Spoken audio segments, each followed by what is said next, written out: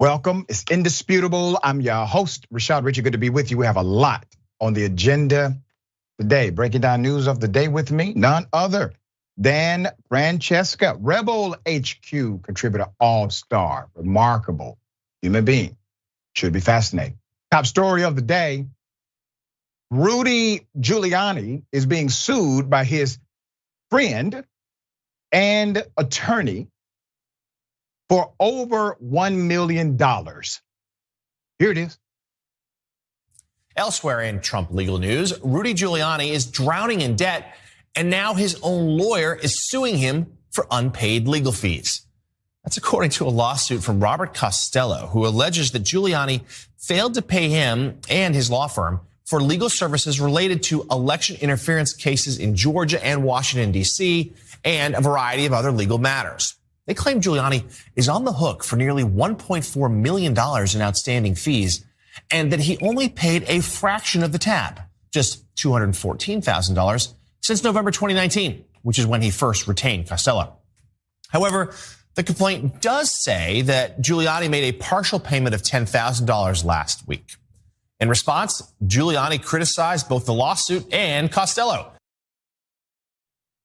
Yep, lawsuit. Because of his own actions. Remember this?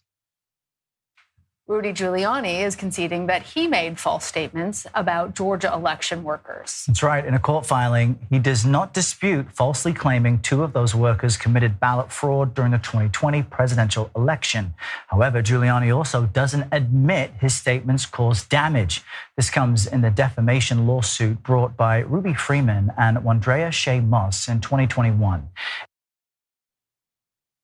Remember the two black women he decided to make villains due to his lies? They were physically threatened. People showed up at their homes. Individuals tried to kill them. Their lives were flipped upside down. In order to get a semblance of justice, they had to sue Giuliani for defamation. He admitted to defamation without acknowledging damage to them. So now he's broke, busted, and been disgusted. His friend is suing him. Let's get into it. Rudy Giuliani owes nearly $1.4 million to a law firm that represented him in investigations related to his attempts to overturn the 2020 presidential election. The firm says in a new lawsuit against Giuliani. The lawsuit filed in Manhattan State Court on Monday alleges Giuliani agreed to pay over $1.5 million to the law firm Davidoff, Hutcher, and Citron under the retainer agreement, but has only paid about $214,000 to date. Now, why is it they got the $214,000? Well, basically, that's the money he had to pay up front. So the rule is, if you get your money up front, that's all the money you're getting out of Giuliani. He may give you a few more pennies later. Let's put him up for a mass. You know who has decided not to play the radio? Robert Costello, that's who. He has decided to sue his friend, Rudy Giuliani. He's a partner at the firm, longtime friend of Giuliani, is also a plaintiff in the lawsuit. Giuliani made a token payment of $10,000 earlier this month, which still leaves a balance of $1,360,196 and some change. The irony of it all, you can see Giuliani on the phone saying, "Okay, come on, Robert. I'm going to send you $10,000 this week. What's your Cash App? I'm going to go ahead and send that to you. All right, you know I'm good for it, sir." The reason why they're right? Do you have Zelle? The reason why they're suing you, Giuliani, is because they realize one thing: you do not have the ability to earn another penny in your natural life, and you're likely going to the pokey. And they know no way in hell, other than your assets, do you have anything left? There's more. Costello represented Giuliani from 2019 until, well, this summer. The suit says he advised Giuliani on special counsel Jack Smith's investigation into January 6, 2021, the attack on the US Capitol, a criminal probe by federal prosecutors in Manhattan. Prosecutor Fonnie Willis's investigation in Fulton attempts to overturn the 2020 election in Georgia. Congressional inquiry, attorney disciplinary proceedings that could cost Giuliani his license to practice law, and more than 10 civil lawsuits. Giuliani and Costello are longtime friends. Both were prosecutors in the U.S. Attorney's Office in the Southern District of New York in the 1970s. By the time Giuliani ran for New York City mayor in the 1990s, Costello was a major financial supporter of his campaign. That's according to New York Law Journal. So what did Giuliani say? He said, and I quote, "I can't express how personally hurt I am by what Bob Costello has done." Giuliani said in the statement to Insider, "It's a real shame when lawyers do things like this." Sir, you're not a lawyer anymore. And all I will say is that their bill is way in excess to anything approaching legitimate fees. Costello didn't immediately respond to requests for comment. Sir, you signed the contract. I don't understand. So maybe you could shed some light on this. No, and also these are major cases. Like this is massive litigation, right? Like these are federal crimes that he's being prosecuted for. And yeah, it's not just like, oh, these fees are too high. No, man, if it were like a traffic accident, they'd be high. But that seems pretty fair. Like in all this world of like Trump criminology, because let's be honest, the name here is Trump. Right. Rudy Giuliani's been working for Trump. Guess who owes Rudy Giuliani? Former lawyer, as you named and said correctly. But Rudy Giuliani is owed millions of dollars from Donald Trump. He's not getting that money. Again, I've made this joke many times. He's been paid off in Kirkland handles of vodka. Like that's how he gets paid. And now his own lawyer's like, no, I don't get paid now. Like you actually have to pay me. It's not just a handshake here. And Doc, this is on top of, I mean, the civil lawsuits. I don't know if that also includes the sexual assault allegations from Rudy Giuliani's staffer. Like the guy, I mean, this is what happens when you crime on crime. And when you're, honestly, let's be real, when you're trash, when you're just a trash human being, this is what it's gonna come to. And you're not Trump. MAGA doesn't rally around Giuliani, so who knows? I pour one out. Right. Yeah, something tells me he's hitting the sauce pretty hard this week. Yes.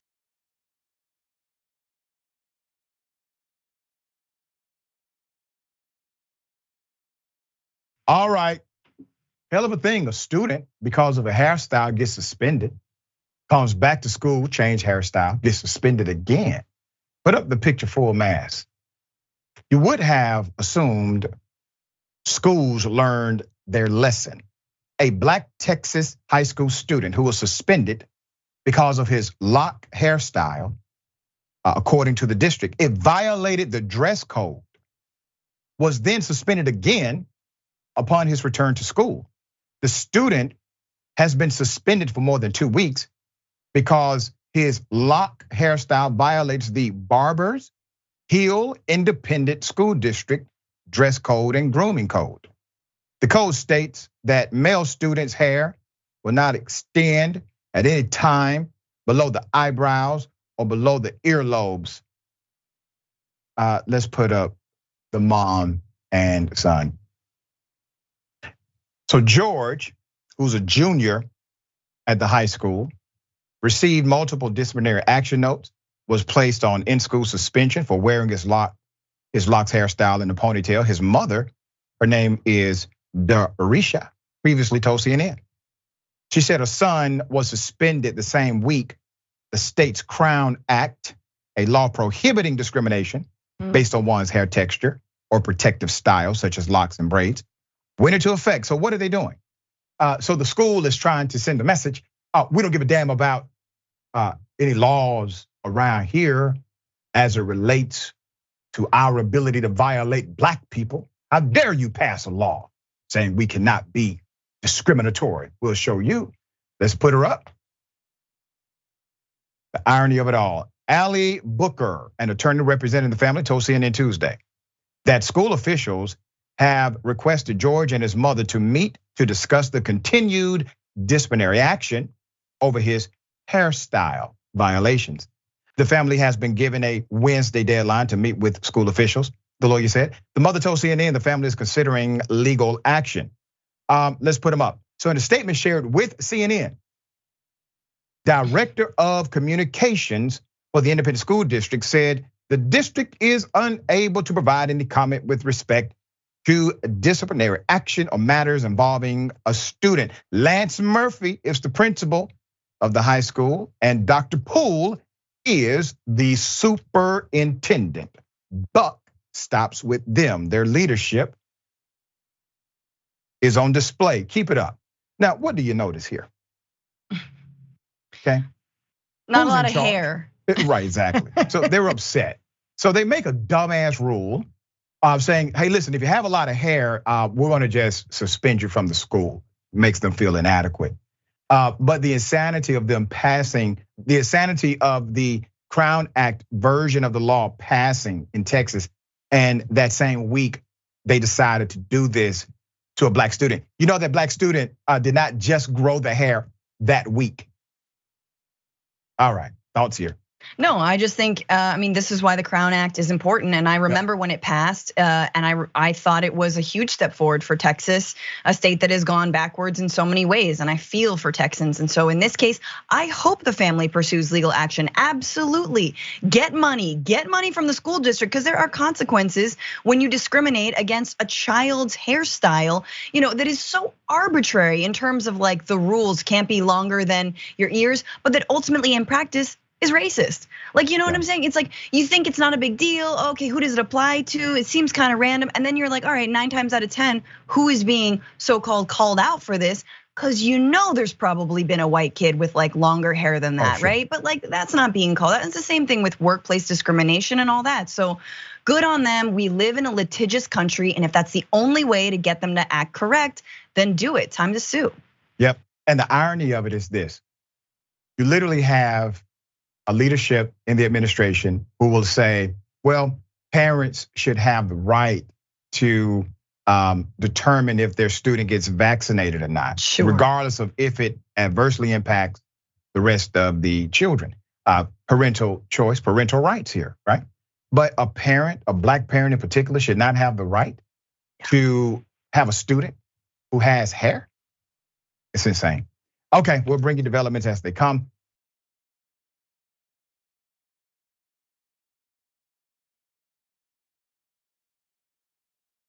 Hell of a story. A man decides to kill his neighbor because his neighbor was trimming, the tree. Put him up full mast. Edward Druzalowski, a 78-year-old Florida man, has been charged with murder after he allegedly shot and killed a neighbor who was trimming trees. That's it, just trimming trees. According to him, it was along the property line. Brian Ford, let's put him up, 42 years of age, was trimming trees along a fence 45 miles north of Orlando. This was shortly after 7 p.m. on Sunday, when his neighbor, old Edward, confronted him about being on his property, police said. Speaking to police, Edward said that he threatened to shoot Ford, and Ford didn't leave. He shot him. Ford died at the scene. Edward also told the deputy, the affidavit says, he feared for his life. But then at the same time, acknowledged that he was never threatened. Brian Ford's mother, Lyndon Ford, 76 years of age, says that their 8-year-old grandson witnessed the fatal shooting as he stood next to his father. The neighbor came out and said, "Get off my lawn," and point blank shot him.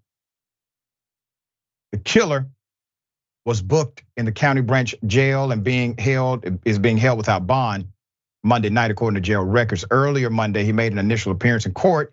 He was ordered not to possess any guns, court records indicate.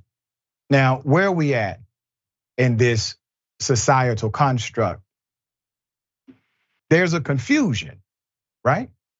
Guns, guns, guns. You have the right to kill anybody as long as you can just say, hey, you know what? I felt like my life was in danger. This is how it has worked out for multiple individuals we have seen in the public sphere who decided to kill somebody. And well, the threat wasn't real, but as long as they believed it was real, as long as they believed the person should die, all of a sudden it becomes legal, or it becomes involuntary manslaughter, 10 years probation. That'll show him. This man felt protected. He was empowered by the current state of our nation and the powers that be who are protecting individuals like him. Thoughts? Yeah, I mean, it reminds me of all the recent cases this summer, from Ralph Yarl being shot on a porch to the young, I believe 2 young women who were shot by pulling into the wrong driveway. I mean, we are, for such a tough nation, for such a nation of alpha males and gun rights, why are people who use guns actually some of the most cowardly MFers there are? Like, truly, you couldn't talk to this person like an adult. You couldn't actually have a conversation. You couldn't have a discussion. You couldn't just sit with the fact that he's trimming a tree and you're mad. Just like, I mean, miss me with the whole like guns make us tough or safer at all. And you're right, it is a sick, twisted, honestly blemish on our society that people do this and can get away with it, and for absolutely nothing. So honestly, I don't know what it is, but it's just like too many guns. I'm sorry, like I understand. Yes, mental illness. Yes, people are aggro and psycho. Yes, people are racist. I truly come back to number one, guns. Yeah, access means something. That's why other nations, you don't see this kind of carnage because they don't have that kind of access. All right, we got more on the other side. It's indisputable. Stick and stay.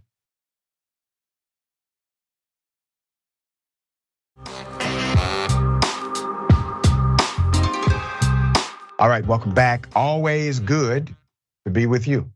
We got a lot of comments. Before I get to the comments, it is here, the manifesto that everyone has been waiting for. Cenk's book, all right, is actually a fascinating read. I was able to get an advanced copy. Beautiful stuff. Justice is Coming, available now. Make sure you check it out. It is available wherever books and audiobooks are sold. Get the book that's described as optimistic, an optimistic prophecy, they say. The battle plan for progressives is here. Get your copy of Justice is Coming at tyt.com/justice or at your local bookstore. It is a fascinating and remarkable read. All right, a lot of comments. We'll read as many as I can. RFD_Raymond_Dragon, lawyer and friend is an oxymoron because when push comes to shove, the lawyer always takes precedent. Yeah. Tony Lad Miralot. You send your children to school so they can learn. This school is just teaching evil. Your hair has nothing to do with your ability to learn. Isn't it something? But it does have everything to do with your ability to learn when they decide not to teach you because of your hairstyle, right? Key is the Amethyst Queen, 1972, member for 11 months. We here, thank you so much. Black Queen Jax, welcome to Indisputable, thank you. And Gabby Mathis, give the one Indisputable with Dr. Rashad Richey membership. We appreciate you in advance. Bernie the Kiwi Dragon, is Rudy really going to keep suffering just to stick up for Trump? Listen, I'm not sure what kind of affection he has for Trump. But if you remember, I hate to bring it up, and I wasn't going to say this, but your comment has taken us to that level. The young lady who accused Giuliani of sexually harassing her that worked for him said that he liked to engage in sexual activity while being on the phone with Donald Trump. Listen, y'all, I wasn't going to say that. Okay, don't blame me, blame Bernie the Kiwi Dragon. Because he wanted to feel like Bill Clinton. It gets even worse. It's so horrible. Oh. But you realize, start feeling bad for the guy. A little, but you realize, Doc, the only recourse he has is flipping, right? That's it. That's it. He knows all the legal stuff. He's the guy who was 50% of the pardon deal. You give us 2 million, I get 1 million, Trump gets 1 million, you get a pardon. Everybody wins, right? Right. Okay, that's enough to earn him a defense attorney as a prosecutor. It's called flipping, turning state. Yep. We'll see. All right. So I got something for everybody. Ladies and gentlemen, I wish a Karen would. You want to call the police on him for having a barbecue on a Sunday. You're still Frank! Back off! I'm going to tell them there's an African-American man threatening my life. Hey, I just recorded you still pouring boiling water over my paint job. No, it wasn't boiling water. Hot water that's still steaming. Yeah. Yeah, okay. So why did you park in front of my house when there's a sign here saying, please don't? Darling. And the street is empty. Why would you park here? The street is not empty. Why would you park here? Why would you park here? You've been here for over 3 hours because I've taken a photo of what time you got here and what time I've done this. Okay, I'm already going to court because there's probably a friend of yours that was parked here last time. I'm sorry. So how did you happen to be there with your I'm camera? sorry. So I just I was walking down the street. I just walked down the street when I was doing that. Okay, I'm going to call the police. Okay, go right ahead. Because that's actually not. So do you work with your...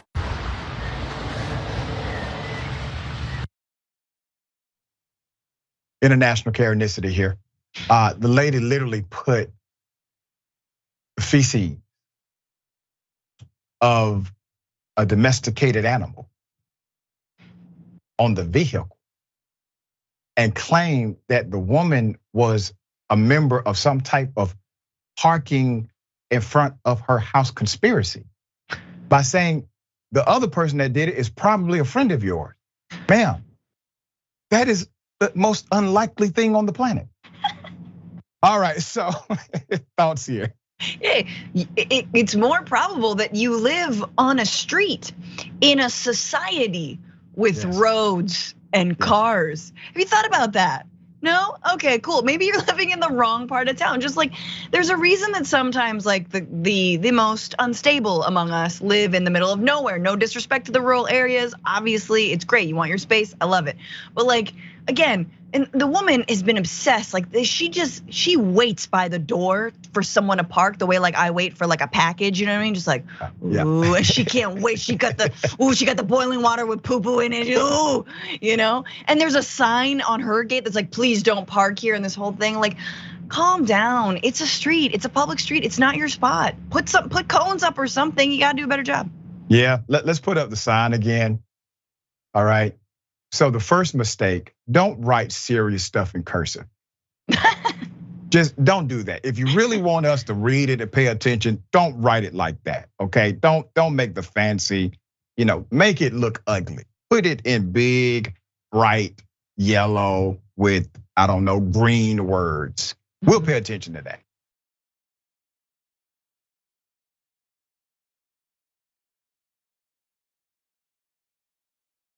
Okay. Hell of a thing. Do you remember the extreme road rage incident? Guy driving a Tesla vehicle. Well, he has been sentenced to multiple years. Let me remind you of the incident. Here it is. Hey Siri, call 911.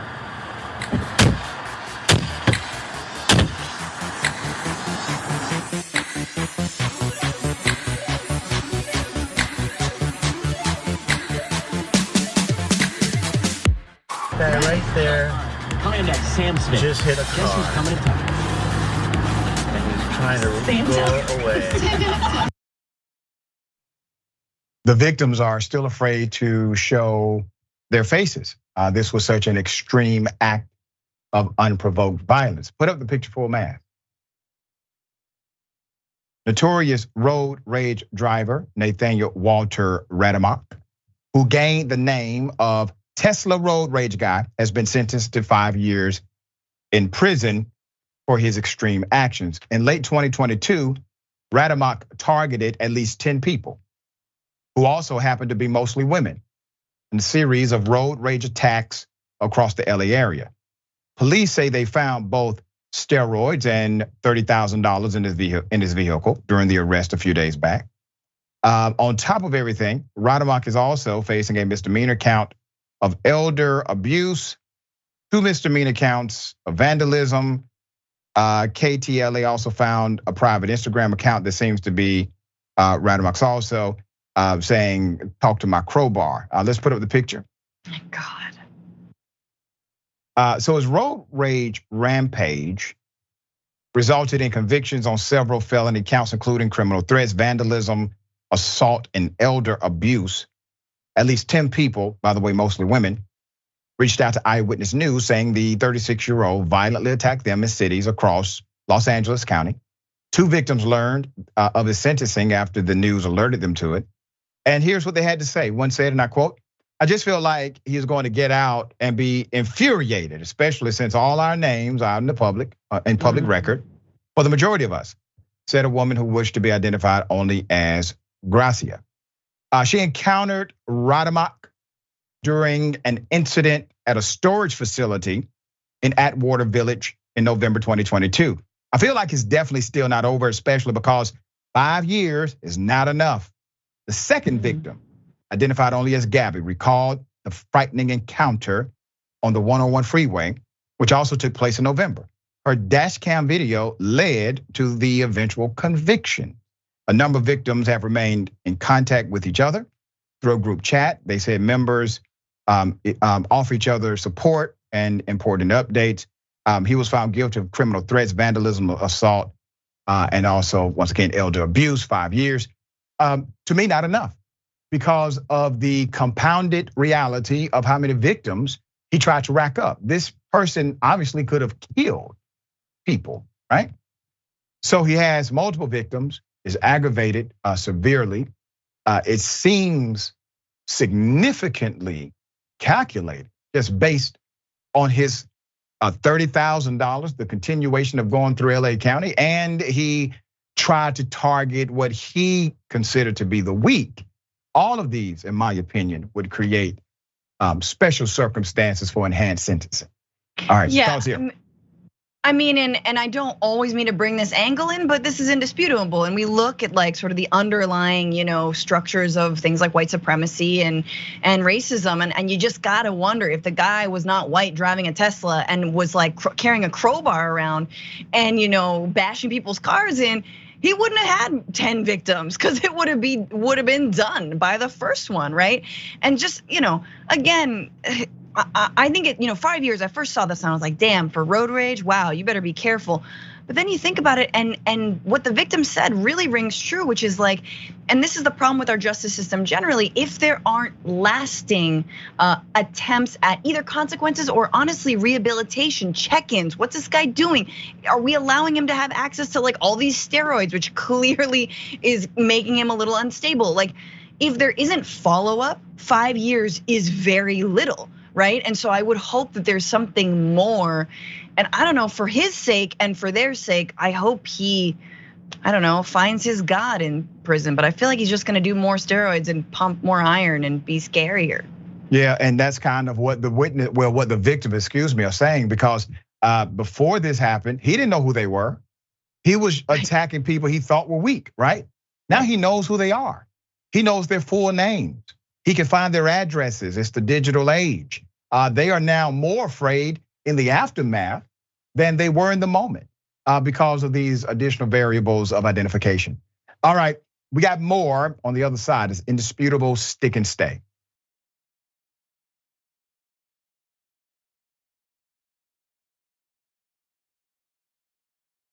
All right, welcome back. Always good to be with you. We still have a lot on the agenda to cover. Going to highlight some of these comments, as many as I can. Okay. Yep, Justice Now says, when will this country stop discriminating against black people for wearing their hair the way it naturally grows out of their scalp? Yep. Interesting. Code SM-96. Always keep dash cam, please, for your own safety and for evidence. Talking about the road rage guy.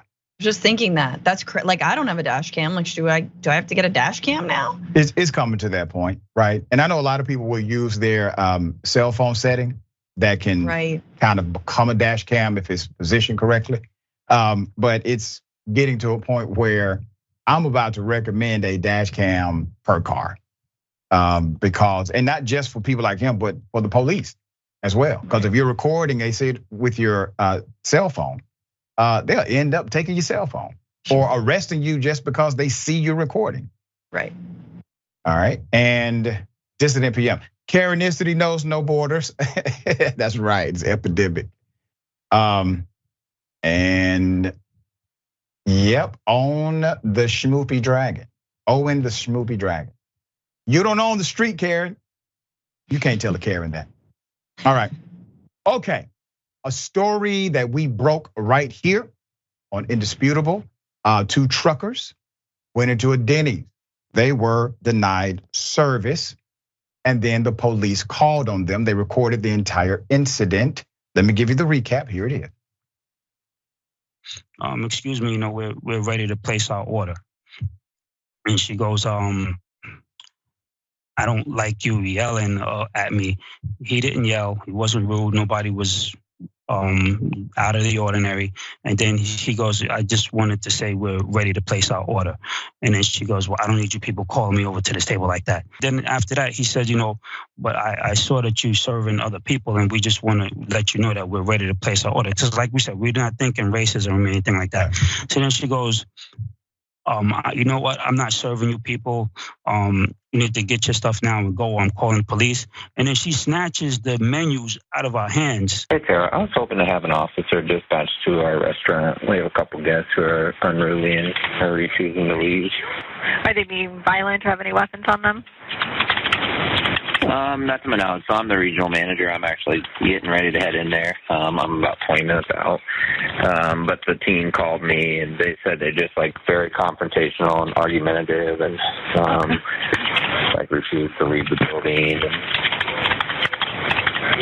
just harassing the team. So to make the situation more calm, because we do have a lot of people here, it would just be nice if you guys could leave, but I can't wait on you guys. I have no idea. I'm not in the situation, but she just to make it more calm, she said you guys can calmly leave because we do have a lot of people around, or the police will be on the way because they are. Can we talk outside real quick? Yo, record this. I am. Can we talk outside real quick?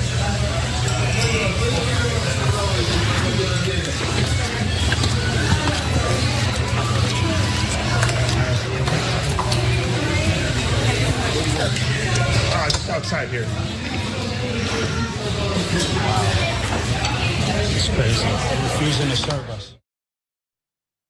Those gentlemen have now announced they will, in fact, be suing that Denny's. Now, let me remind everyone of some additional context. They contacted us at Indisputable. We got on top of it right away, did our due diligence, and we broke the story. In that, roughly maybe 24 hours later, the VP of Denny's reached out to me through a mutual friend in media. This VP reaches out to me, tells me that the right thing is going to be done, et cetera, says all the right stuff. I'm in contact directly with the truckers who were discriminated against. So a few days after that, Denny's, they release a statement and they say, hey, and that's the VP there, let's put her up. Hey, we have done the right thing. We have released, released the employee, meaning the local manager fired the waitress who did this to them, the waitress that did not serve them and allegedly will soon call the police. Well, come to find out, she did not call the police. In fact, it was Fletcher, the guy you saw in our update. So Fletcher is the guy who called the police. He's the regional manager, wasn't even at the location, was en route. Why is he calling the police? Because the woman who decided not to serve them, the waitress at the Denny's, well, that's his wife. They double teamed. And because Denny's did not disclose this truthful information, and we had to get it through alternative means, Well, you're on my ish list for not being honest, being decent, and telling the truth. According to my records, he is still working for Denny's. Let's put him up full mass. Very good gentlemen here. Very upstanding individuals. Damon Whitfield and Hector Madera. The black truckers who were denied service at a South Dakota Denny's and had the police called on them said they are now pursuing legal action against the restaurant. They are being represented by two of the best civil rights attorneys, both Harry Daniels and Erica Wilson. At a virtual press conference on Monday, September 18th, Daniels, along with Wilson and clients, said the incident could have ended tragically. When the police came, anything could have happened. He likened the incident to discrimination of the likes of the Jim Crow era. Now you got to think about the context of this. They were denied service. They were told to leave by the police. And they tried to contact leadership at Denny's to tell them what happened, and nobody responded to them. That's the reason they reached out to Indisputable. There's more. According to Attorney Daniels, a lawsuit is underway. Quote, what we're hoping by the end of all of this is that Denny's will reach out and make some meaningful change. Attorney Erica Wilson, who also represents the truckers, said, this is the opportunity for Denny's to be the poster child of how to get it right. Well, they're not doing a good job so far. I'll put it up full mass.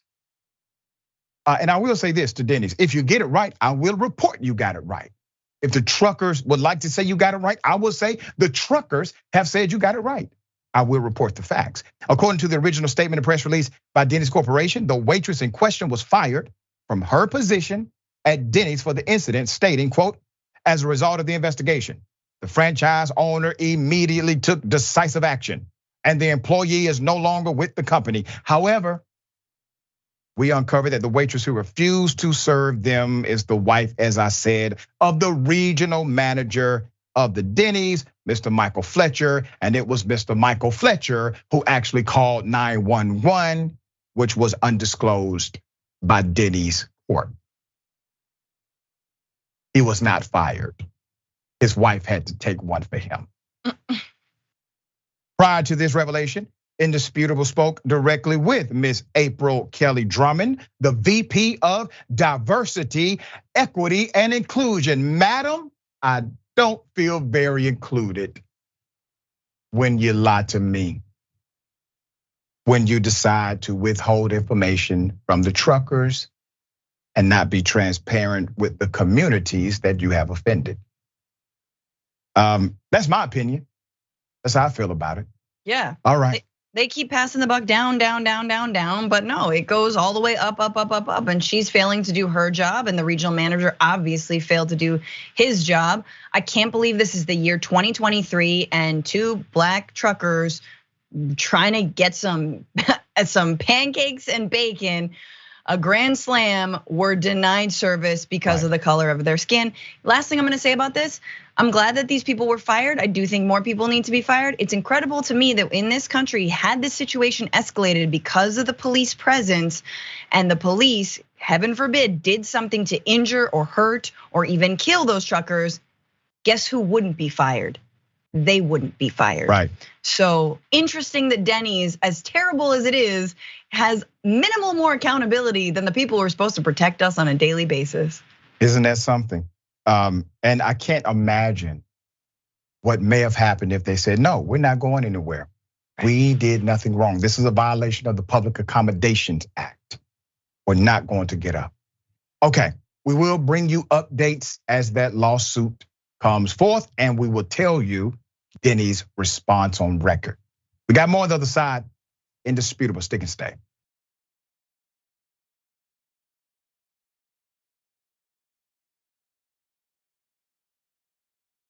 All right, welcome back. We still got a lot of show left. Let me read a couple of these comments. Okay. Yep. Bite Flavor Corn Pop, good. The two truckers are filing a good lawsuit against Denny's. That VP in particular who tried to act sweet or indisputable. Get that restaurant on a couple, that waitress, the 911 caller, the lot in court ASAP. And I completely agree. And Jackie, now they're gonna get a grand slam of a payout. I like what you did there. Very classic. And they could have handled this the right way, full transparency, the stuff that you're supposed to do. All right, hell of a thing. We have an update. Let's just say, at an adult entertainment location, this happened. Man tries to go in. He's armed. Bouncer steps up, probably saves a lot of lives. The man is in a mask, trying to gain entry to possibly commit significant violence.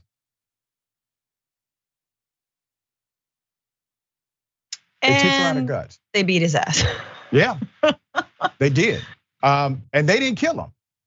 They didn't shoot him. Put up the picture full mask.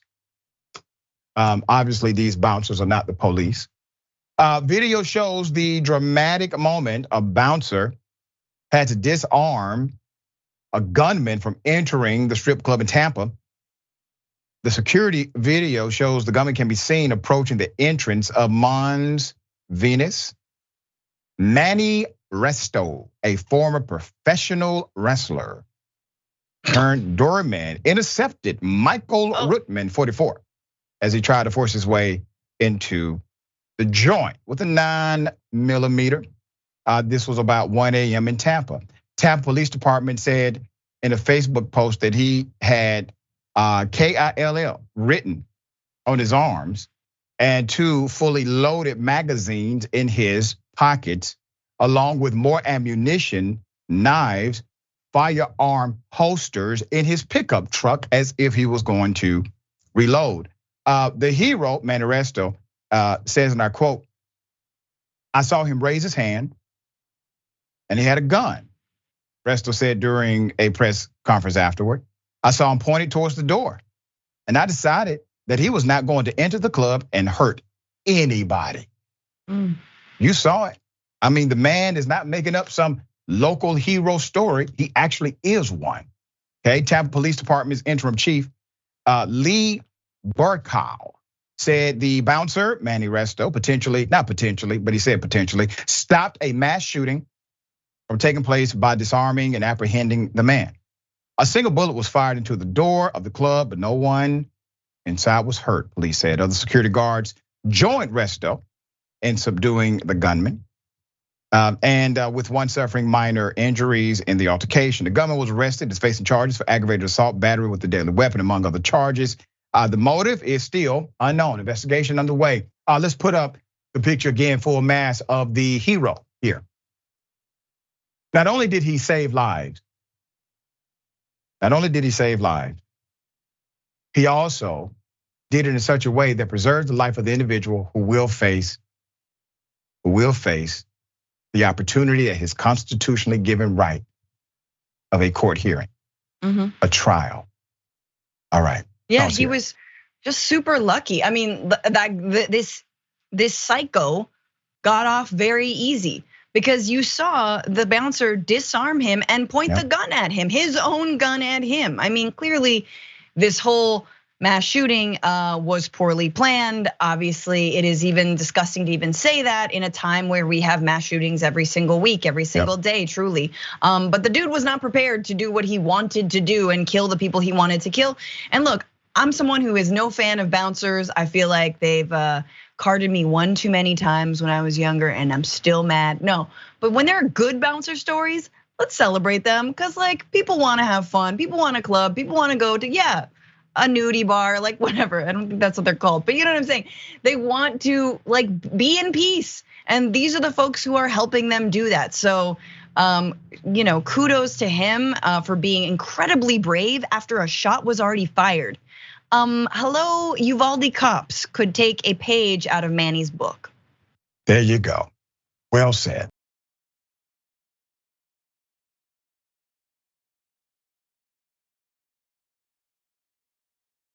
All right, This is a hell of a story. An attorney, prominent attorney in Atlanta, shoots, kills his wife, blames it on black people. Not saying they did it. He just said he grabbed his gun because he was afraid of them, and then the gun just went off. Somehow he admits to the shooting and still blames black people for why he ended up accidentally killing his wife. He gets convicted. A jury hears the evidence. The High Court of Georgia overturns the conviction on the technicality while agreeing, yeah, he probably did it. Put up the picture full mast. Hell of a story. All right, a prominent Atlanta lawyer is now facing a new trial over the shooting death of his wife. Claude Lee Tex McClever III, the former Metro lawyer whose conviction in the shooting death of his wife was overturned by the Georgia Supreme Court. Here's a recap. They were a big-time power couple. Here you have the vice chair of the state elections board, who's a prominent Atlanta lawyer. You have this strikingly beautiful, incredibly successful businesswoman. On the night of September 25th, 2016, Tex McIver shot and killed his wife, Diane. The McIvers were heading home after a long day of golfing and an evening of drinking. With a close friend at the wheel, Tex fell asleep in the back seat. Diane is seated in the passenger seat. Tex is seated right behind his wife. Not far from home, they hit traffic and exited the highway. Tex says he woke up, saw homeless people, and became worried. I said, please hand me my gun. Right. He was in the center console. A spokesman would later say that Tex asked for his gun because he was afraid of carjackers and Black Lives Matter protesters. With that loaded gun now in his lap, Tex says he fell back asleep. I was handling the gun, and I realized it was in my lap, and it went off. Gun expert Bert Davis. Can a .38 special just accidentally go off? Never known it to happen. You have to pull the trigger. Yeah. All right, let's put him up. So he gets convicted. Jury of his peers kind of stuff, right? But then there's a twist. So the Atlanta lawyer gets convicted. Georgia Supreme Court overturns it. He's back in court for a new trial. He was convicted in 2018 for felony murder and possession of a firearm during the commission of a felony. Why? Because Claude killed his wife, Diane. There was never any dispute about Claude shooting his wife.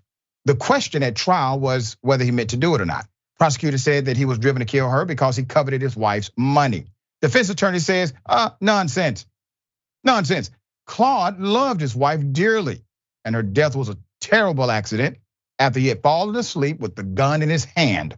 A Fulton County jury found Claude guilty of felony murder, aggravated assault, possession of a firearm during the commission of a felony, and influencing witnesses in connection with the death of his wife. He was sentenced to life in prison. However, in June of 2022, the Supreme Court reversed the conviction because they said the trial court, they erred when they decided to not allow the jury to consider the involuntary manslaughter offense. That's still very debatable in my opinion. Then presiding justice Michael Boggs, who is now the court's chief justice, wrote the unanimous opinion. Now check this out. He says, and I quote, while the state's evidence was sufficient to support the appellant's conviction for murder. In other words, we know he did it, okay? Without any intention of doing so in the commission of an unlawful act, while the high court overturned the murder conviction, it did uphold the influencing of witnesses. After the high court's decision, the Fulton County DA's office filed a new motion saying that they're going to retry the guy on felony murder, aggravated assault with a deadly weapon, and possession of a firearm during the commission of a felony. In his motion for a new trial, the district attorney's office notes the Supreme Court found there was enough evidence at trial for a rational jury to conclude, beyond a reasonable doubt, that the man was guilty of the crimes for which he was convicted. New trial is set to begin Wednesday. Should be a doozy. All right, hell of a thing. I mean, damn, talk about a get out of jail free card. You literally admit you did it. You blamed it on people that were not present. You then try to influence the witnesses so that it doesn't appear that you did it. You get convicted by a jury and you still get out of jail. Gosh. This is unbelievable. That's how you know you have power, right? And these local, honestly, local criminals and murderers, they're not like the people, they're not the so-called, homeless people or the Black Lives Matter folks that he and mainstream news tell us we're supposed to be afraid of, all this. No, it's guys like MacIver who have local power, who are this power couple, who get drunk and maybe get in an argument, kill their wives. Like that is who we should be afraid of. They're the ones who are truly above the law. I'm glad they're reopening this. I'm glad he's gonna get tried. What's he think he's gonna get? Like a slap on the wrist? Get out of here, man. The fact that you were trying to influence the witness is perfect evidence. The fact that you're lying, that it didn't happen the way you said it happened. That's called evidence of a guilty conscience, right? If you didn't do it, you're trying to tell the witnesses, please tell the truth. Just tell the truth, because you know I didn't do it. But if you witnessed something else, all right. Always good to have you on the program. Tell people how they can follow you, check out your great work. Yeah, listen to me on the Bituation Room podcast, Tuesdays and Fridays, 1 p.m. Pacific, 4 p.m. Eastern, and follow me at Franny Fio, wherever you can follow people. All right, always a pleasure. Thank you, Doc. All right, we got more. Bullpen is next. Stick and stay.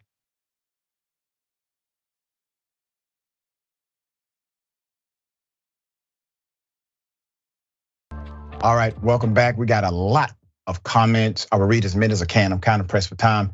I think this is Stevitas Vok. Excuse me if I have mispronounced it. The school administrators didn't behave, well with these decisions. That school needs to be examined more closely. Talking about being suspended over hair. Agreed. And thank you. You also said, well done, Doc. We need to praise the good deeds too. That's right. And the bouncer, just did an amazing job. The man saved lives. You got to applaud that every day. Every day. Yep. Funkin' for fun. I've been a bouncer, security before. Today, when everyone has a gun, especially in Florida, I couldn't imagine. I definitely understand that. And, yep. Obadiah Hotep B1. Karens and racists always playing the victim. Yeah. Jackie O. Now they're gonna get a grand slam. Oh yeah, we already did of a payout. It doesn't get old though. That's a good one. When the payout happens, I'm probably going to take that quote, right? But I will give you credit for it. All right, ladies and gentlemen, welcome to the bullpen.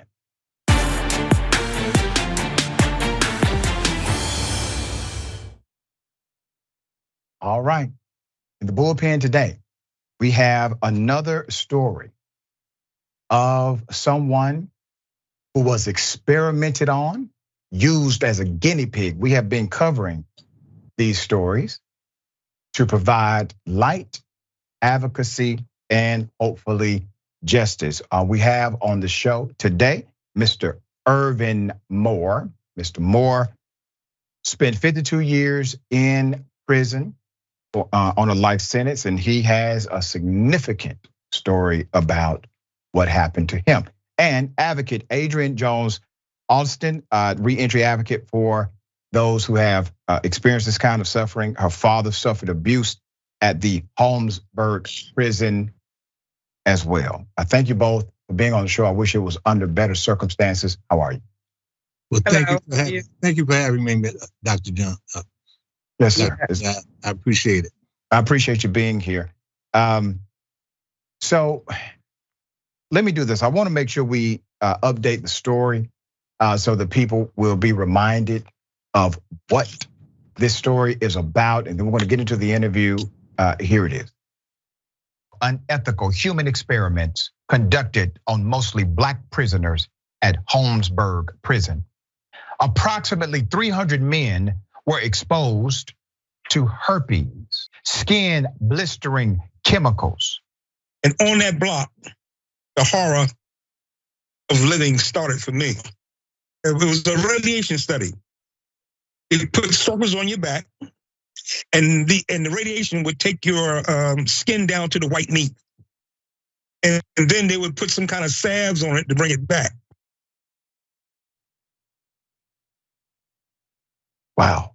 Put up the picture of the monster who led the experiment. Yeah. We'll get it in post. I'm going to say his name is Dr. Albert M. Kligman. All right. It's very important we keep his picture out there, because this is the man who went facility to facility. He worked at the University of Pennsylvania. University of Pennsylvania provided an apology as to their involvement in this insanity. Let me start with you, Adrian, and thank you again for your continued advocacy. Provide to us some additional context as to these experiments, and then we're going to talk to Mr. Moore about his personal and direct experience. Yes, and thank you again, Dr. Richey, for providing this platform so that we can get our stories out. I just want to add to the introduction about Holmesburg Prison and exactly, just add a little more to get the audience a better idea of what happened there.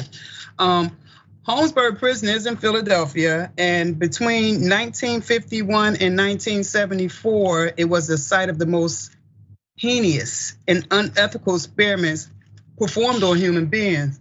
Dr. Albert Kligman of University of Penn was the engineer of these experiments. In the midst of these experiments, he invented a very popular skincare product called Retin-A. Retin-A is a multi-million-dollar product that is still patented by University of Penn, which they're still profiting from, made off the skin of these men and women's backs. Over 33 pharmaceutical companies invested and profited. The CIA, the US Army, Dow Chemical, DuPont, and others. They got rich off of the skin of these people's back. And it's sad because my father, Leotis Jones, was the whistleblower and of these experiments when he was incarcerated at Holmesburg. And as a result of that, when he was released, he organized the other survivors, and they began to campaign for apologies and reparations and medical care for each of them, to no avail. Although University of Penn did offer medical treatment, they didn't trust the process after what they had already experienced at the hands of Dr. Kligman, who was funded by University of Penn.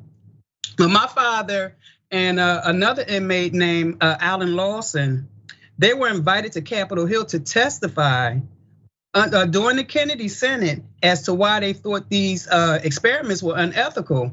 Well, as a result of that and public outcry and some other pressure that was applied, the experiments were eventually stopped. Yes, go ahead. Go ahead. When my father returned, now my experience with these, how they affected me, when my father returned home from prison from Holmesburg, it didn't take much for him to go from the mild-mannered father that he was to an irate person. I had no understanding as a child what caused this change in my father. But one day I entered the room and he had his shirt off. And I saw the sores on his back. And it was so ugly and hideous, I ran from my father. I was afraid of him. I didn't know what was going on. I was around 5 or 6 years old. I thought he was turning into a monster because that was my animated mind as a child. I was afraid of my father. His irate behavior caused issues in the house, within the family. It destroyed the marriage. My childhood was destroyed. You know, these experiments contributed to a downward spiral in my life, well into my adulthood. Yep. And not far from it. I was diagnosed as being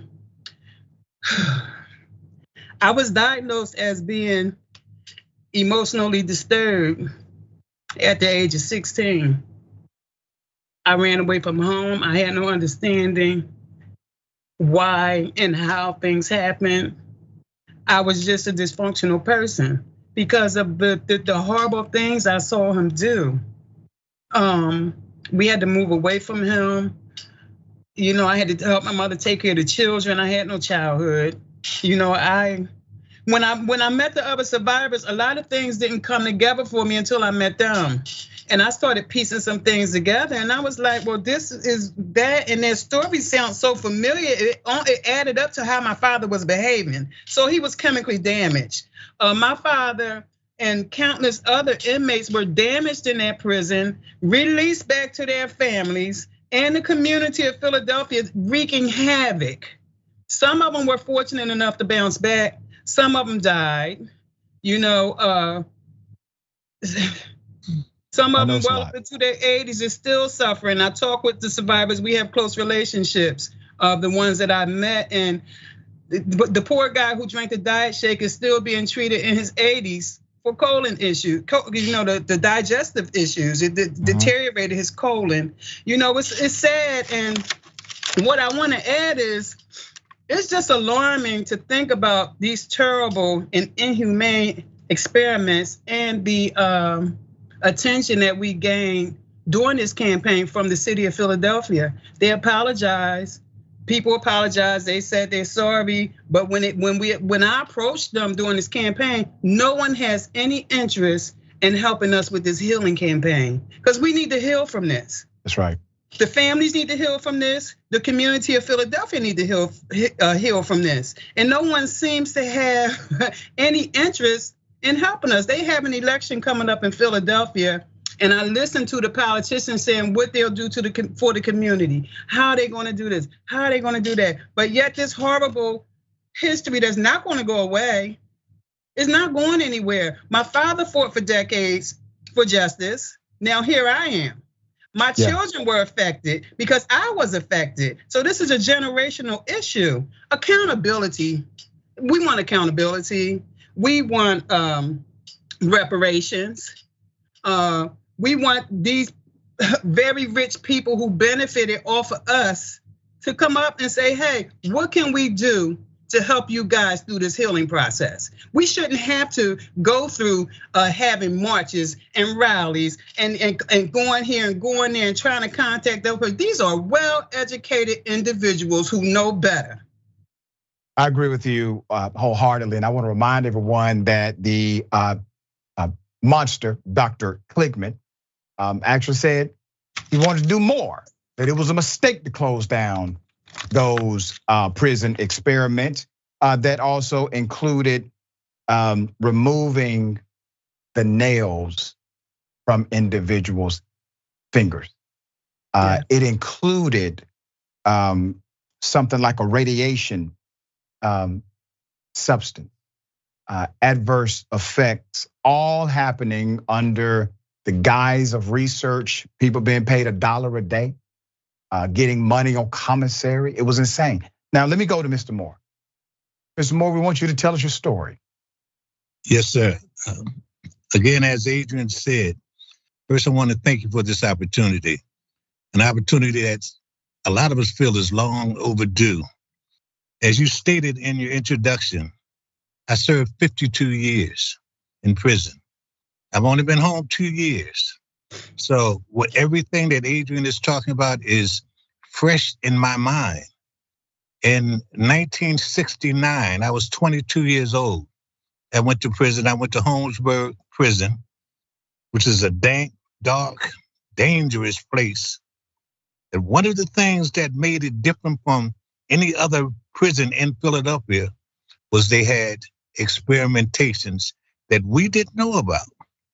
Now, we're young, illiterate for the most part, but poor Black and brown men and women that are coming through those institutions. One of the things that we needed desperately was money. Some guys need money for bail. Some guys need money for their lawyers. Some guys needed money just to exist in that environment. Being very young and impressionable, all we knew when we saw the guys in the white coats was that we could get some money from these tests, quote unquote, that they were conducting. Now, one of the first things that we asked was, well, are these dangerous? The answer from them was inexplicable because it was no. No, they're not dangerous. And we did not know Dr. Richey. So we believed them. These were power figures. These were figures of authority. So we went along with what they said. Now, in terms of the experimentations, I've had some of everything for the most part done to me, with the exception of the radiation. But I've had, you mentioned your nails taken out. I had them cutting on my fingers, taking parts of my nails out, had them putting patches, liquids on my back, caustic substances that ate into my skin. I was on a 6-month, what was called a milkshake test. So we were ingesting substances that we had no idea what this was. This is all we could ingest 3 times a day. So even today, I'm having troubles digestively. Now, whether or not this was caused by the test, I don't know, because I'm not a doctor. But I would dare say that all my life prior to that, I had been a healthy young man. Now, of the 52 years that I was incarcerated, I thank God for this opportunity that He's given me. He's given me a second chance. He's given me a second chance. And paraphrasing something that I read, this second chance is not only for me, but it's for those people in my life. It's for the people that are in my neighborhood. It's for the forgotten men that were lost in Holmesburg Prison that never made it out. Because there were hundreds of us. And Adrian and I have tried to conduct a survey to determine how many of us are left. And I've come up with at least 40 or 50 of us. Now, remember, I'm talking about a time from 1969, 52 years ago. And I'm 77 years old today. There's not that many of my elders, like Adrian's father, who was my old head, who was my elder, but there's not too many of those guys left. There are not too many of my peers even in existence. But when I think about the 52 years, and I was in Graterford, one of the most notorious penitentiaries in Pennsylvania. But when I think about the 52 years, I still have nightmares from the Holmesburg prison experiments. I still have nightmares from that period of my incarceration. Wow. The reason that I'm so thankful for this opportunity that you give us, this platform, is because people need to know. Lest we forget. History is replete with examples of people forgetting and repeating horrendous acts. I mean, the Tuskegee experiment, the Japanese incarceration, I mean, and slavery itself. These are all acts that I see repeated in what was happening to us.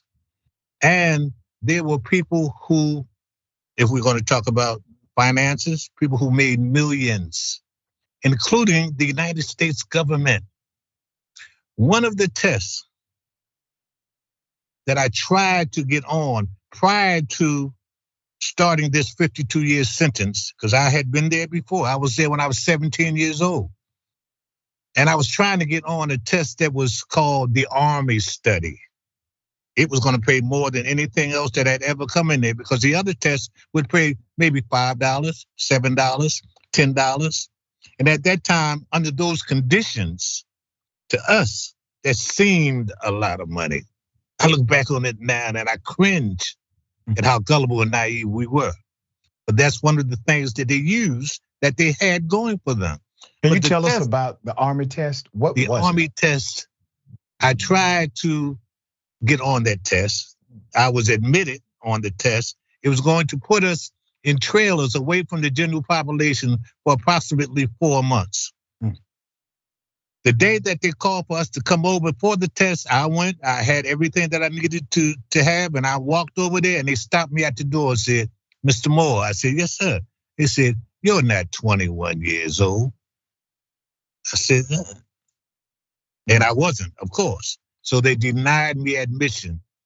But oh my Lord, I am so glad they did. I'm so glad they did, because that's what we're talking about. radioactive materials. Yep. On the skin or ingested. And I don't know if I would be here today if I had. So I thank God for that. But again, go ahead. That is part of our experience and part of the reason why we're on here, so that we can educate people, let people know what this is about, and let the families of the men that were lost or the men that were subjected to this, let the families know that there's someone supporting this as an issue for them. And I want people who are viewing this, I want them to know exactly how they can advocate for you, partner with you. Last time, Ms. Adrian, you were on the program, I told you I would reach out to a senator, and I did. I reached out to Senator John Ossoff, and Senator Ossoff returned my call, and I'm going to put you all in touch with each other. There are some good and decent people in the world who hear you, and I want to make sure clearly they have an opportunity to get in touch with you. We are pressed for time. But Ms. Adrian, if you could provide that information, that direct contact for those who would like to help you get justice for not only the victims, but also for the victims' family members, like yourself. You were victimized as well by extension due to their insane actions. So Ms. Adrian, how can they contact you? Yes, we could be contacted through our website. The website address is Jones Found, FOUND 09.com.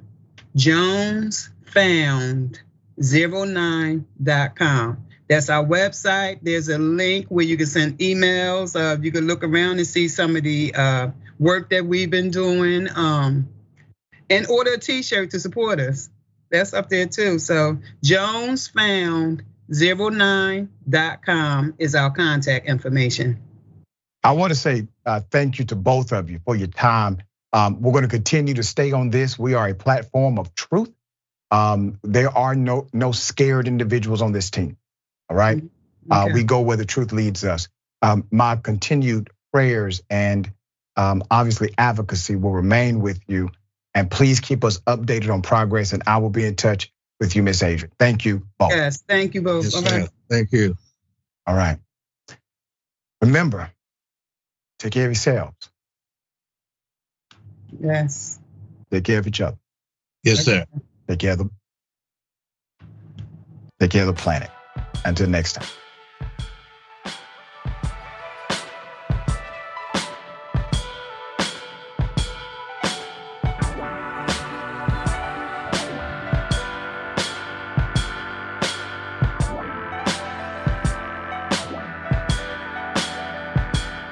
Indisputable is still the fastest growing news show in America compared to CNN, Fox News, and 30 other networks. We tell the truth on Indisputable because the truth is indisputable. We go places that other news media outlets refuse to go. When there were human rights abuses happening at the Victorville prison, guards and members of the community contacted us. You, through your investigative reporting, unearthed very troubling allegations about specific forms of abuse and discrimination in the federal prison system. It really doesn't take much to be a trusted voice. All it takes is to be fearless, report on matters, be an advocate. I called it the bullpen intentionally because it's a place of preparation. We present individuals who may have an opposing view, so we debate. Sometimes we interview individuals because their stories deserve to be heard. A survivor of significant police misconduct and his attorney.